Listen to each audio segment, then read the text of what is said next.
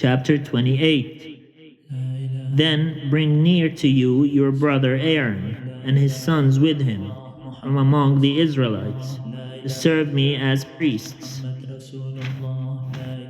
Aaron and Aaron's sons, Nadab and Abihu, Eleazar and Ithamar, you shall make sacred vestments for the glorious adornments of your brother Aaron, and you shall speak to all who have the ability, whom I have endowed with skill, that they make Aaron's vestments to consecrate him for my priesthood. These are the vestments that they shall make: a breastpiece, an ephod, a robe, a checkered tunic, a turban, and a sash.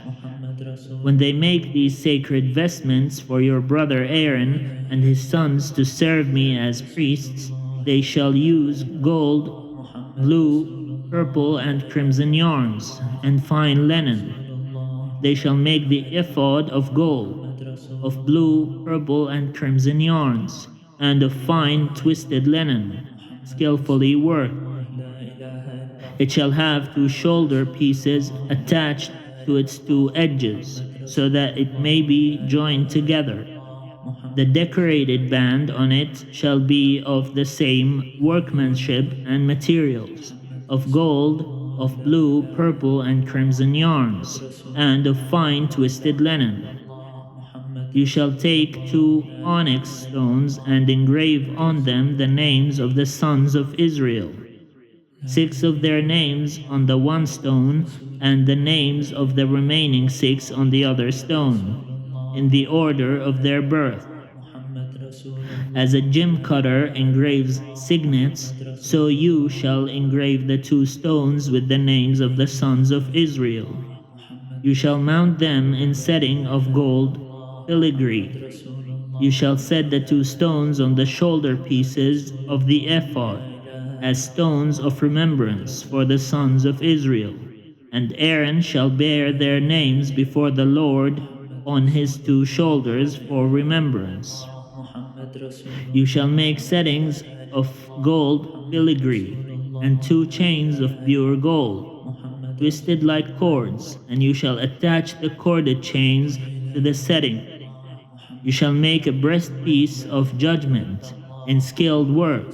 You shall make it in the style of the ephod, of gold, of blue and purple and crimson yarns, and of fine twisted linen you shall make it. It shall be square and doubled, a span in length and a span in width.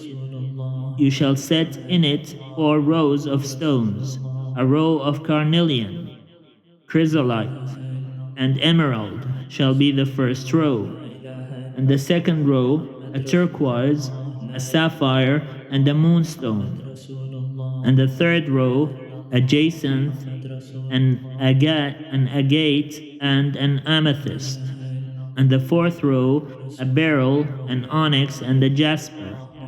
They shall be set in gold filigree.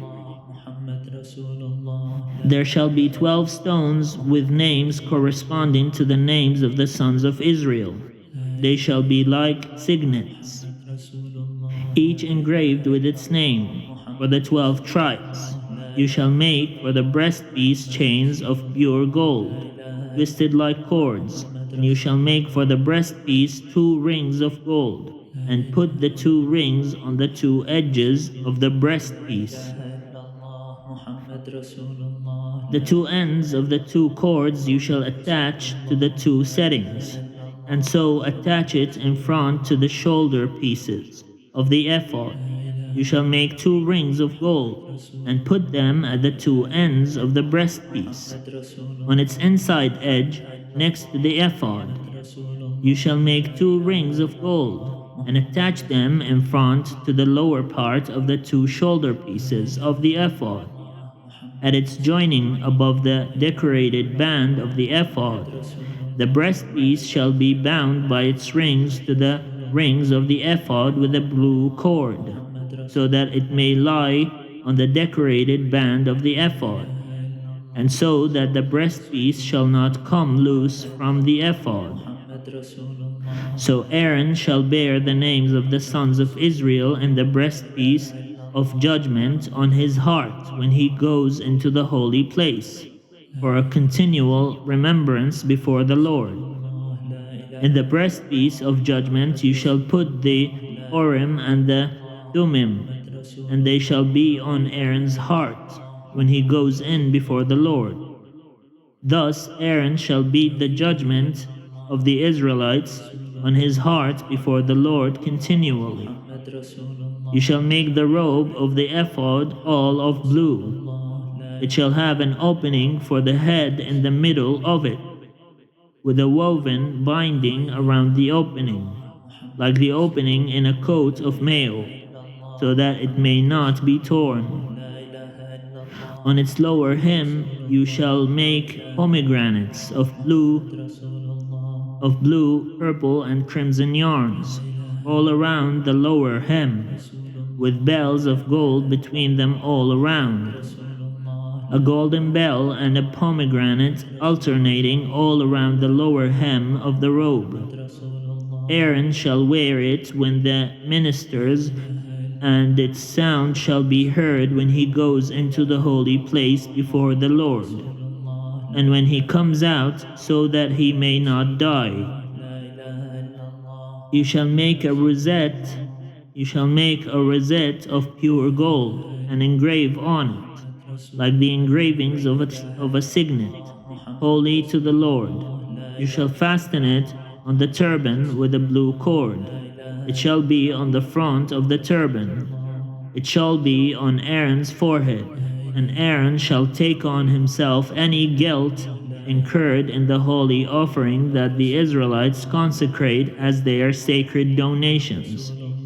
It shall always be on his forehead, in order that they may find favor before the Lord.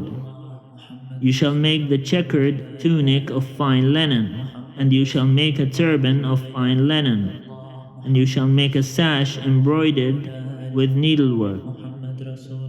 For Aaron's sons you shall make tunics and sashes and headdresses. You shall make them for their glorious adornment. You shall put them on your brother Aaron, and on his sons with him, and shall anoint them and ordain them and consecrate them, so that they may serve me as priests. You shall make for them linen undergarments to cover their naked flesh. They shall reach from the hips to the thighs. Aaron and his sons shall wear them when they go into the tent of meeting, or when they come near the altar to minister in the holy place, or they will bring guilt on themselves and die. This shall be a perpetual ordinance for him and for his descendants after him.